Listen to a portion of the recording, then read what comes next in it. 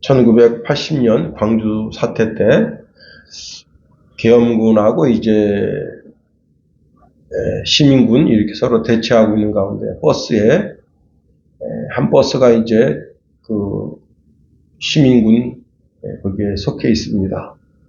그런데 이제 갑자기 어디서 체류탄 하나가 차에 들어오니까 그 체류탄 가스가 그 버스 안에 꽉 차게 됐어요. 그래서 그 안에 있던 그 버스 기사가 에라 모르겠다 하는 심정으로 악셀을 밟았습니다. 결국은 그 앞에 있는 계엄군 4명 경찰관을 즉사했습니다.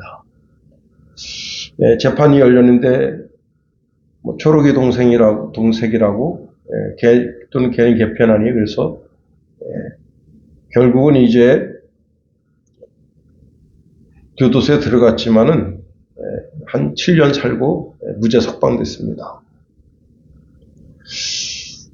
4사람의 경찰관을 죽였음에도 불구하고 무죄 석방된 거예요. 그리고는 42년이 지났습니다. 여러분, 법이 아무리 그 사람을 용서하고 죄가 없다 해도 사람 죽인 자가 어디 가겠어요? 42년 만에 그 경찰관 가족한테 가서 고개를 숙인 겁니다. 죄송합니다. 잘못했습니다. 그 가족들도 이제 그 용서를 구하는 그 버스 기사 용서를 허락해 줬다는 겁니다. 사람은요, 자신의 양심에 들여진 죄악이 늘 자신을 괴롭히는 겁니다. 죽을 때까지 그 죄가 자기 심령에서 삶속에서 떠나지 않아요. 하물며 하나님께 대하여 짓는 죄는 또 어떠하겠는가 하는 겁니다. 우리 하나님은 선을 행하는 자에게는 상을 주시고 악을 행하는 자에게는 심판하시는 분이시다. 우리가 지난 시간에 5절에서 이는 하나님의 공의로운 심판의 표라는 구절을 살펴보았습니다. 하나님에게는 이제 사랑도 있지만 공의도 있다 하는 겁니다. 사랑이, 하나님의 한량없으신 사랑이 모든 인류에게 지금 다 골고루 펼쳐지고 있는 동시에 하나님의 공의가 실현되고 있다 하는 거죠. 이것이 성경 전체에 흐르는 사상입니다. 악인에게는 심판, 그 심판을 통해서 벌을 주시고 선인에게는 선으로 갚으시는 것이 하나님의 공의로운 심판의 표이라고 하는 겁니다. 자, 이 데살로니가 지역에는 많은 유대인들이 있습니다. 이 유대인들은 구약 전체에 흐르는 사상, 히브리적 사상을 모든 유대인들은 마음속에 간직하고 있죠. 자, 그 마음속에 간직하고 있는 것 중에 하나가 무엇인가 하면 하나님의 공의로운 심판의 표라고 하는 겁니다. 이들은 이 말을 딱 들으면 무슨 뜻인지 알아요. 이 하나님의 공의로운 심판의 표라고 하는 것은 마지막 때 반드시 하나님의 심판이 있다. 하나님의 결산의 심판이 있다 하는 겁니다. 그리고 지금도 하나님의 사랑을 거절하고 아주 적극적으로 악을 행하는 자, 그들에게 하나님의 공의로운 심판이 가해질 것이라고 그들은 굳게 믿고 있는 겁니다. 자, 특히 성도들에게 악한 감정을 가지고 핍박과 환난으로 악행을 저지르는 자에게는 더 큰 형벌이 있다 하는 겁니다. 자, 유대인들 보세요. 유대인들이 어떻게 했습니까? 하나님의 독생자이신 예수 그리스도를 십자가에 못 박아 죽이고, 그리고 기독교인들을 조직적으로 이제 잡아다가 그렇게 처형시킵니다. 그때 주님께서는 이제 마태복음 24장에서 그리스도인들에게 명령하십니다. 그때 사인이 있다. 예루살렘 성전이 더럽혀지는 그런 사인이 있는데 그때 너희는 빨리 거기서 도망나가라. 그때 예루살렘 도시 전체에 하나님의 심판이 있다. 그렇습니다. 여러분, 그 심판을 통해서 얼마가 죽었습니까? 유대인 400만 이상이 죽게 된 겁니다. 물론 예루살렘 도시 안에서 죽은 사람만 100만 명이 넘고요. 이 유대라고 하는 나라 전체에서 그때 당시 인구가 그렇게 많지 않았어요. 한 800만 정도 되는데 400만이 죽었다니까 인구 절반이 죽은 겁니다. 이러한 배경 속에서 오늘 본문에 있는 말씀을 통해서 우리가 세 가지를 한번 생각해 보려고 하는 겁니다.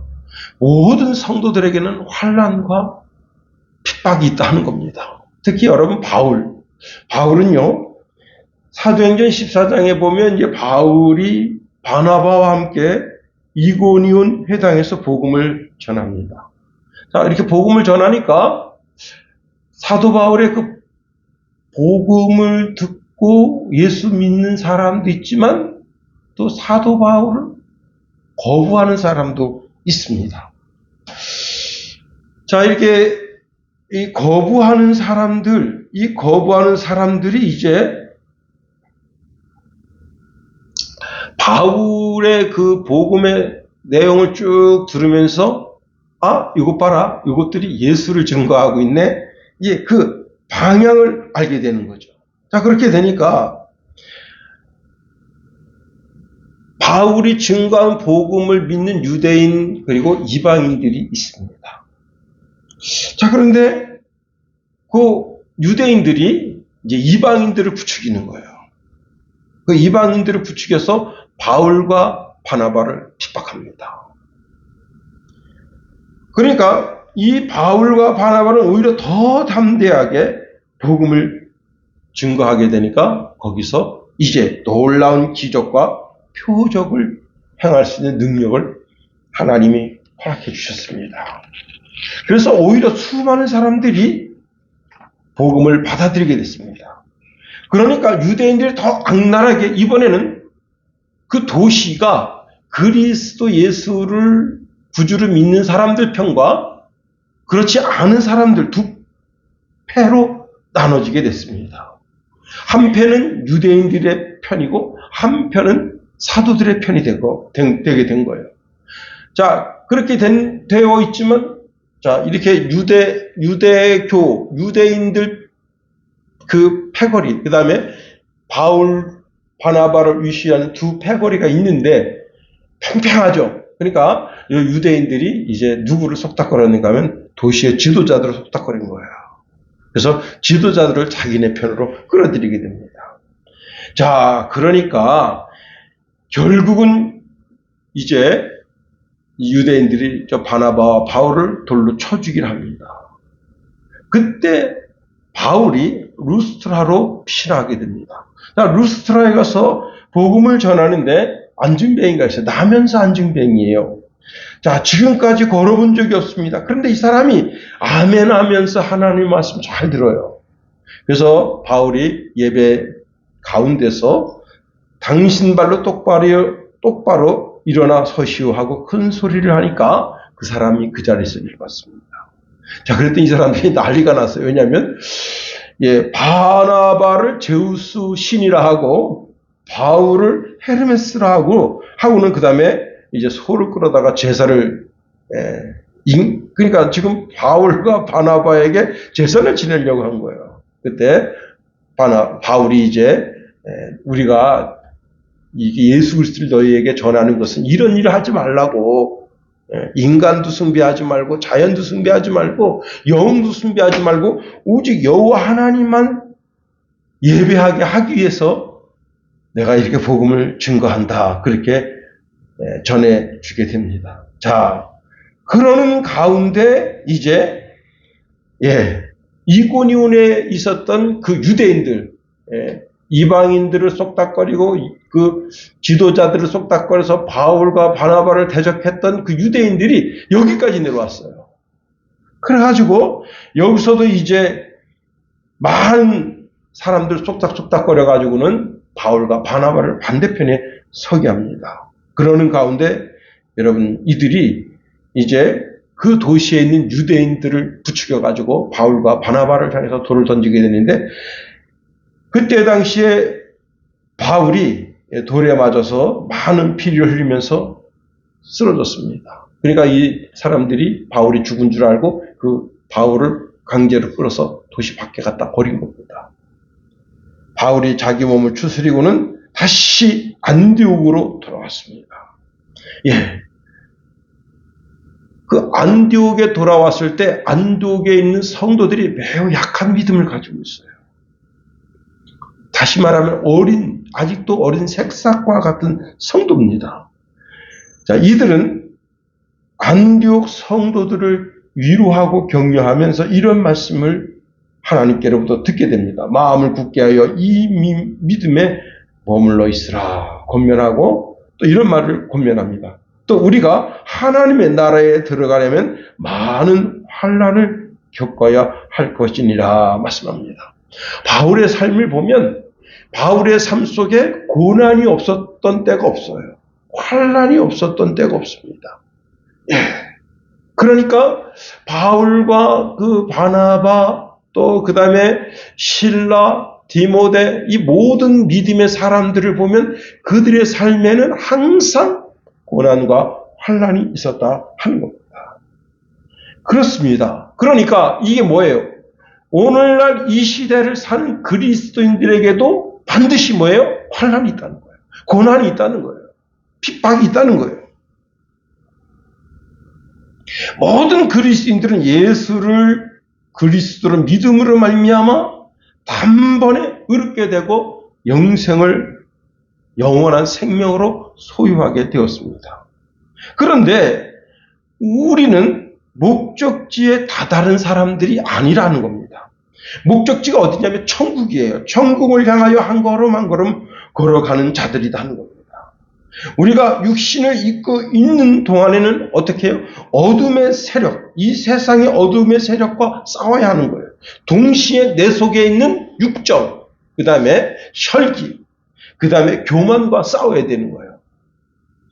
이러한 모습이 내 속에 늘 언제나 존재한다는 겁니다. 다시 말하면 내가 천국에 가는 그날까지 이 땅에 세상 사람들로부터 인해서 계속해서 환난과 핍박과 고난이 있을 뿐만 아니라 나 자신 속에서 나 자신과의 싸움이 있는 거예요.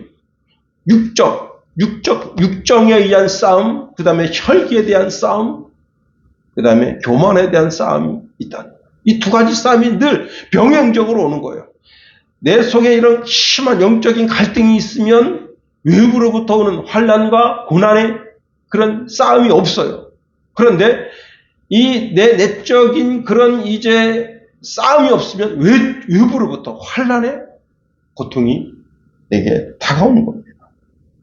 그래서 바울은 이런 고백을 합니다. 로마서 7장 23절 25절에 보니까 내 지체 속에 한 다른 법이 내 마음의 법과 싸워 내 지체 속에 있는 죄의 법으로 나를 사로잡는 것을 보는도다. 오라 나는 곤고한 사람이로다. 이 사망의 몸에서 누가 나를 건져내랴 했던 겁니다. 자, 우리가 예수 그리스도를 따를 때 많은 희생과 고난이 있을 수밖에 없습니다. 그런데 우리가 여러분 세상과 타협하면 이런 시련, 역경, 고난은 없는 거예요. 환난도 없는 거예요. 그러나 내가 정말 하나님께서 원하시는 의로운 그리스도인을 살려고 하면 많은 박해와 그 다음에 고난이, 환난이 내 속에 있을 수밖에 없는 겁니다. 그리고 나 자신과의 싸움 속에서도 항상 이런 고통과 고난이 있을 수밖에 없습니다. 그래서 주님 우리에게 뭐라 말씀하시냐면 나를 따라오려거든 너 십자가를 치고 나를 따르라 말씀하십니다. 두 번째로 우리가 본문에 있는 말씀을 통해서 살펴볼 것은 성도의 환난을 반드시 복수해 주시는 날이 있다 하는 겁니다. 6절 상반절에 이렇게 말씀하고 있네요. 너희로 환난을 받게 하는 자들에게는 환난으로 갚으신다 하는 겁니다. 자, 하나님은 악을 행동으로 옮기는 자, 즉 성도를 핍박하는 자, 성도를 환난 가운데 집어넣는 자를 그냥 지나치지 아니하시고 반드시 벌하신다 하는 겁니다. 여기 갚으시고라고 하는 말은 복수하다는 거예요. 복수하다. 아주 안 좋은 뜻으로 복수하다. 예. 합당한 것을 되돌려 주자 그런 뜻입니다. 예. 그런데 여러분 잘 들으세요. 내가 복수하면 문제가 심각해집니다. 내가 복수하면.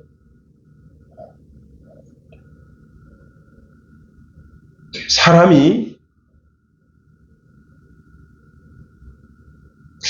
이제 고속도로에서 이제 그 어떤 운전자가 1차선을 가는데 한 90으로 계속 가요. 그러니까 소나타를 끌고 다니는 젊은이인데 화가 났습니다. 그래가지고 어떻게 해가지고 그 1차선으로 가는 그 차선 앞에 딱 끼어들어가지고 70으로 가고 있어요. 그러니까 이 사람이 빠져나가려고 하면 또 그쪽에서 70으로 갑니다. 그렇게 60km를 자기가 갔대요. 너도 한번 당해봐. 예? 그런데 이게 뭐냐면, 이게 보복 아니냐, 보복 운전 아니냐. 그런데 뭐냐면 정당하게 깜빡이 켜고 들어갔다 이거예요. 이 사람이 1차선을 거의 100km 이상을 이렇게 달려갔나 봐요. 부산에서 올라오는 차인데 화딱 지나서 너도 한번 당해봐라. 예? 60km 정도면 거의 한 3, 40분 거리 되죠? 그랬더니 그 차가 이제 나중에 뭐 옥천인가 어딘가 빠져나갔다는데, 우리가 이제 그 쇼트 영상을 보면서 이제 재밌게 보면서 보는 영상이니까 그렇지만, 여러분, 그런 복수하겠다고 괜히 급브레이크 서가지고 사고 난 사람이 얼마나 많습니까?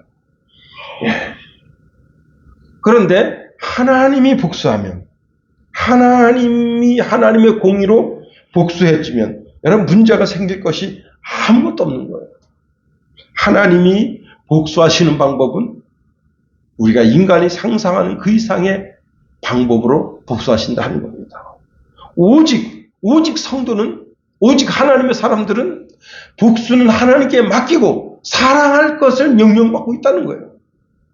히브리서 10장 30절에 원수 갚는 것은 내게 있으니 내가 갚으리라 하시고, 또 다시 주께서 그의 백성을 심판하리라 말씀하신 것을 우리가 아노니 말씀합니다.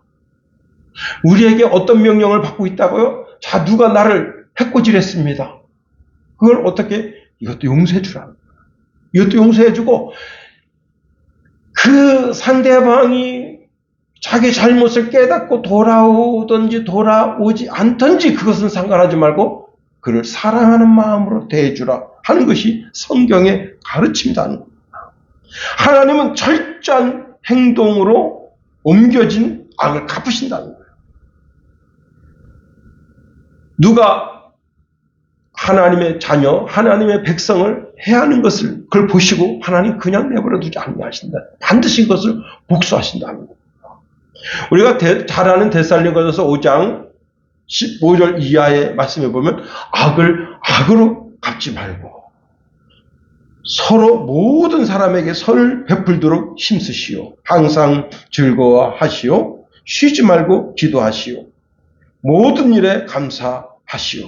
이것이 그리스도 예수 안에서 여러분을 향한 하나님의 뜻입니다. 악을 악으로 갚지 말라 이게.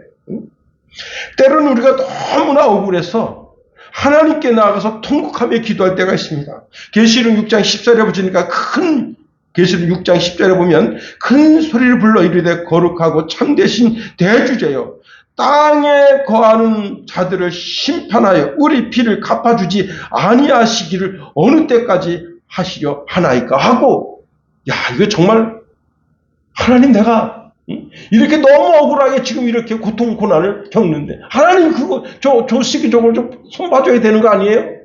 그렇게 하고 기도하는 기도자가 있다는 거예요. 그런데 하나님은 이 땅에서 억울하게 고난받고 환난과 핍박 가운데 순교한 자들의 간구를 들으시고 그 억울함을 반드시 실현해 주신다는 겁니다. 그러나 그 복수의 날, 심판의 날이 이르기까지 우리에게는 무슨 명령? 원수까지 사랑하라는 명령을 받고 있다. 그래서 하나님은 복수는 나의 것이다. 우리에게 주님이 기도를 가르쳐 주시는데 그 가르쳐 주신 기도를 주기도문이나 하잖아요. 거기에 뭐라고 기도하고 있습니까? 저들의 죄를 용서해달라고. 그렇습니다. 여러분, 복수는 하나님의 것이고 우리는 온리 원수까지도 사랑하는 마음을 가지라. 주님께로부터 명령받고 있다고 하는 겁니다. 세 번째로 환난 받는 성도를 위해서 안식이 준비되어져 있다는 겁니다. 자, 창세기 보면요, 하나님께서 첫째 날서부터 이제 쭉 창조를 마치시고 제 7번째 날 안식하십니다. 성도는 제가 이제 그 주일 오후 때 말씀드릴 말씀 테마 중에 하나인데, 성도는 1년을 사는 게 아닙니다. 성도는 한 달 한 달을 살질 않아요. 성도는 계절을 살지 않습니다. 성도는 딱 일주일을 살아요. 주일, 우리가 주일날 안식하는 개념으로 주일을 지키고 월화수목금토 이렇게 지킵니다. 그죠? 우리가 예수님이 부활하신 그 부활의 날을 예배일로 정하고 그날을 안식하는 개념으로 그날을 지키면서 예배일로 드리는 겁니다. 7절 상반절에 보면 이렇게 말씀하시고 있네요. 환난을 받는 너희에게 우리와 함께 안식으로 갚으시는 것이 하나님의 공이시니 말씀했습니다. 여기서 말하고 있는 우리는 바울과 실라, 디모데 그 세 사람을 말하고 있는 것 같지만 사실은 모든 그리스도인들에게 하나님은 안식으로 갚아주신다. 안식. 여러분, 성도의 최고의 복이 무엇이냐? 그게 안식이라는 거예요. 요한계시록에 보면 그 눈의 눈물을 닦아주신다는 거예요. 누가? 주님께서 친히 눈에 눈물을 닦아주신다. 여러분, 성도가 눈물을 흘릴 정도로 이 땅에서 고통당하고 고난당한 삶이 있다는 거예요. 그럴 때 참 속상하죠. 내가 예수 안 믿으면 당하지 않을 환난이 있는 거예요. 고난이 있는 거예요. 한 시골교회에 그 사명자가 있습니다. 이 사명자가 깡패예요, 깡패. 동네 뭐 훔쳐갔다, 없어졌다, 그 집에서 훔쳐가는 거. 동네 자전거 타이어 뻥 끊었다, 그 사명자에 가서 쇠꼬창을 쑤셔놓은 거예요. 아주 못된 짓을 합니다. 그렇게 못된 짓을. 그런데 그 동네 청년 중에 최씨성을 가진 청년이 있었는데 참 멋진 신앙인이에요. 아주 젠틀하게 생겼습니다. 그 젠틀하게 생긴 청년이 교회를 다니는데 교회 다니는 것이 아니꼽다고 그 큰 놈이 다리에 딱 이렇게 지키고 서 있다가 너 이 새끼 이리 와. 그리고는 거반 죽게 두둑이 팼습니다. 그래가지고 이제 막 눈탱이 밤탱이 되고 막 이 귓가에 찢어지고 전신을 맞았으니까. 그리고 집에 갔는데 집이 발칵 뒤집힌 거예요. 근데 집에 어른들이 예수를 안 믿어요. 너 어디서 이렇게 얻어맞고 왔느냐? 끝내 풀지 않았습니다. 그 부모님이 너무 속이 삭해서 동네 이장님한테 달려갔습니다. 그때는 전화기가 이장님 댁에만 있었어요. 이장님 댁에 전화가 왔어요. 우리 애가 이렇게 곤란한 어떤 깡패놈한테 얻어맞았다. 그래서 경찰서에 전화했습니다. 경찰이 왔습니다. 누가 그랬냐? 안 불었어. 끝까지 안 불었어. 여러분, 그 때린 놈이 얼마나 마음이 쫄입니까? 그래가지고 때린 놈은 거기서 이제 도망가가지고 마을 뒷산에 가서 경찰이 오는가, 안 오는가, 이렇게 보는데 경찰이 안 와. 둘째 놈이 가서 형님, 경찰 안 돼, 집에 들어오시오. 여러분, 사명자 다 자살했습니다. 그 사명자가 다 자살했다. 동네에서 그렇게 못된 짓 하고, 예수 믿으라, 예수가 뭔데? 예수 믿으면 떡이 나와, 빵이 나와. 그러면 사명자 다 자살했어.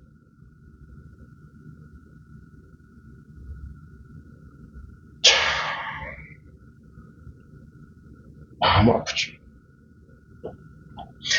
여기 안식이라고 하는 것은요, 팽팽하게 당긴 활줄을 느슨하게 하다, 그런 뜻이 있습니다. 여러분, 활에서 활줄을 풀어놓는 것은 뭐예요? 전쟁이 끝났다. 성도에게 있어서 이제 전쟁은 끝났다. 이제는 쉼만 있다 하는 겁니다. 그 화살줄이 다 삭아서 없어질 때까지, 그 활대가 몇 년이 지나서 다 삭아서 없어질 때까지, 아니 그 영원토록 하나님께서 우리에게 주시는 것은 참된 안식이다 하는 겁니다. 최근에 이제 우크라이나 전쟁에 참여한 북한군에 대한 새로운 전투 환경이 펼쳐집니다. 그들에게 이제 그 러시아 장교가 훈련하는데 뭘 훈련하는가 하면 드론에 대한 이야기를 해줍니다. 하늘에 드론이 떠 있을 때 대처하는 방법, 또 숨는 방법, 가장 긴장되고 가장 사람이 초긴장될 때가 어느 때냐? 앞에 우크라이나 군사가 왔을 때 긴장되는 게 아니라 하늘에 드론이 떴을 때 가장 긴장되는 거예요. 그래서 그 드론이 떴을 때 어떻게 할 거냐? 이걸 대처하는 방법 알려준다는데, 제가 볼 때는 그 러시아 그 장교가 자기도 잘 모르고 가르쳐 주는 것 같아요. 그 우크라이나 그 병사가 운영하는 드론이 그 러시아 병사 다 가는 데다가 러시아 병사가 안 된다. 근데 거기다 수류탄 딱 까서 던져줘. 그냥 산화한 거죠. 여러분, 전쟁에 있는 병사에게 최고 필요한 게 뭐예요? 안식입니다. 안식. 성도가 이 땅에 영적인 전쟁을 하는 그리스도 예수의 군사라면 그 군사에게 가장 필요한 게 뭐냐면 바로 안식이에요. 안식. 바울은 지금 내가 육신을 입고 있어서 이 땅에 살고 있을 때 무고한 고통과 고난을 겪고 있지만 그 고통과 고난에 대한 하나님의 보상이 안식으로 다가오게 된다는 겁니다. 그러므로 이 고통과 고난을 참고 견디고 인내하라는 거예요. 여러분, 모든 성도들에게 있어서 참된 안식이 무엇이냐? 그게 바로 예수 그리스도의 재림이에요.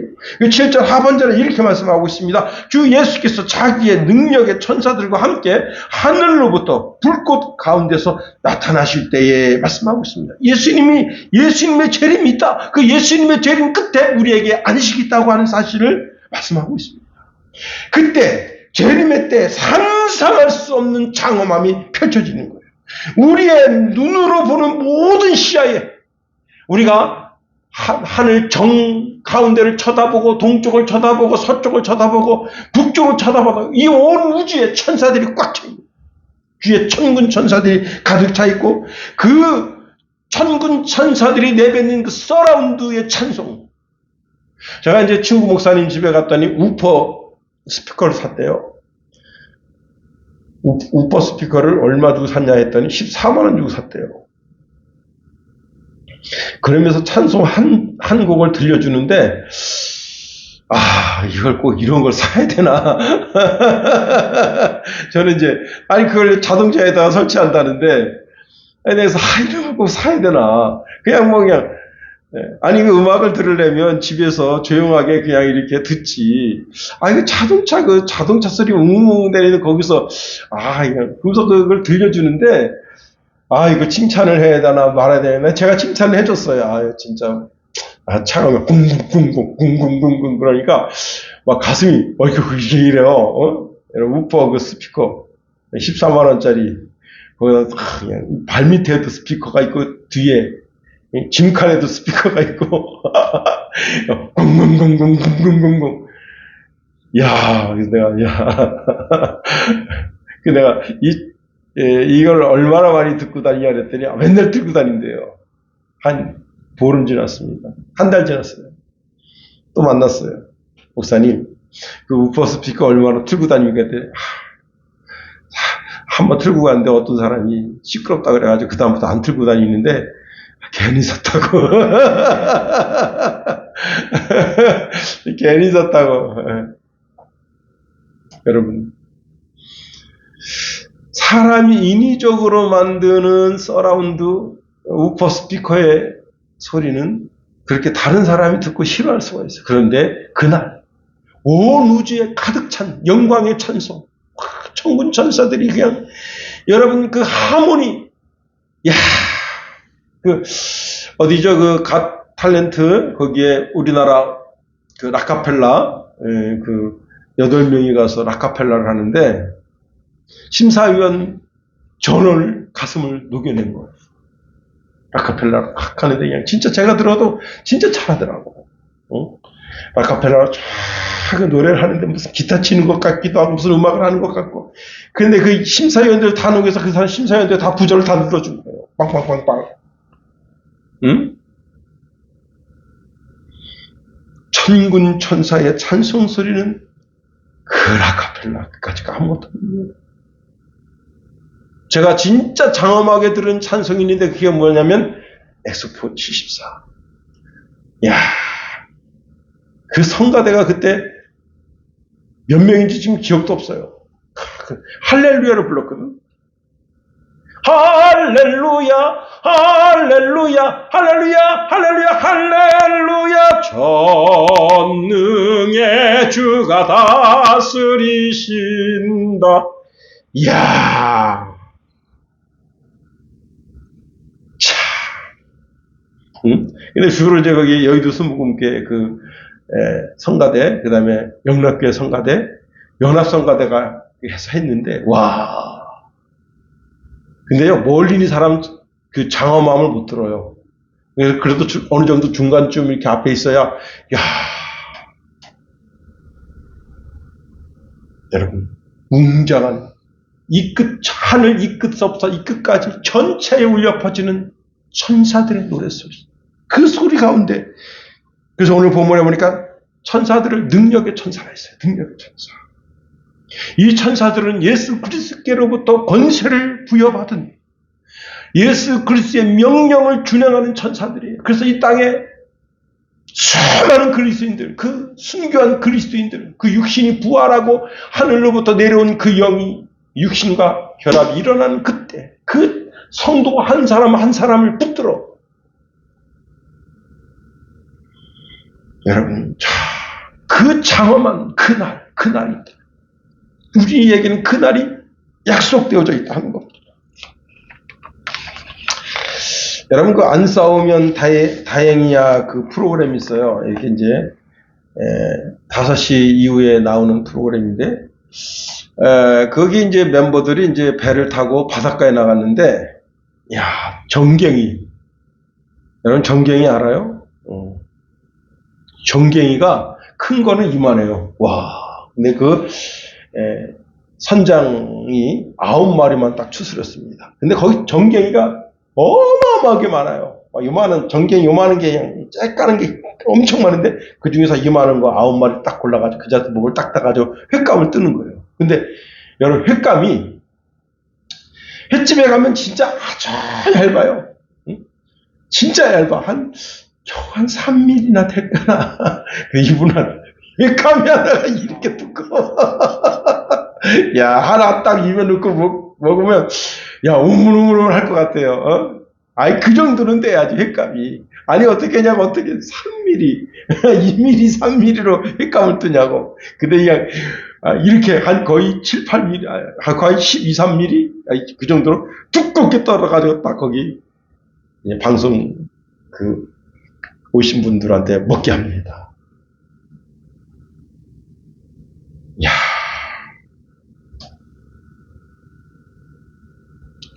예수님이 말씀하십니다. 어부가 바닷가에 가서 그물을 던져서 고기를 잡았다. 그런데 그 어부의 마음에 쏙 드는 그런 아주 정말 잘생긴, 야, 이거 시장에 내다 팔면 큰 돈 벌겠네 한 그런 고기가 있다. 그 고기는 거기서 다 걷어서 어부에 집어넣어서 시장에 갖다 팔게 된다. 그러나 불가사리 진짜 정갱이도 쬐깐해서 요만한 거, 아유 이거 안 되겠다, 도로 다 갖다 바다에 버린다는 겁니다. 여러분 이렇게 말씀하시네. 천국은 마치 바다에 치고 각종 물고기를 모은 그물과 같으니 그물에 가득함에 물가로 끌어내고 앉아서 좋은 것은 그릇에 담고 못된 것은 내버리느니라. 세상 끝에도 이러하리라. 천사들이 와서 의인 중에서 악인을 갈라내어 풀무불에 던져 넣으니 거기서 울며 이를 갈리라. 천사의 직무입니다. 능력의 천사가 하는 일이 그 일을 하는 거예요. 악인도 똑같이 부활해요. 악인도 똑같이 부활하는데 그 중에서 악인은 사망의 부활로, 우리 그리스도인은 영생의 부활로 부활하게 됩니다.